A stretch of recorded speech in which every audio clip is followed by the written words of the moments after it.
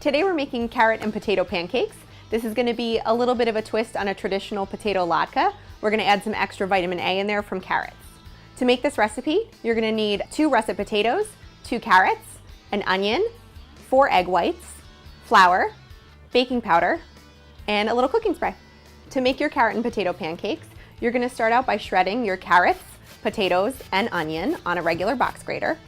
Then we're going to take those and we're going to actually drain them on a paper towel. We want to get that water out so we don't wind up with a soggy potato. Take that shredded mixture. To that, you're going to add the 4 beaten egg whites, and we're going to add our flour and our baking powder. Mix it together until you have a smooth mixture. Using a 1/4 cup measuring cup, portion out 1/4 cup of the potato and carrot mixture. Pat it together to the shape of a pancake with your hands. To cook our potatoes, you're going to heat your griddle over medium heat and spray it with a little cooking spray and cook for about 3 minutes on each side. You can serve your carrot and potato pancakes with traditional applesauce or non-dairy sour cream.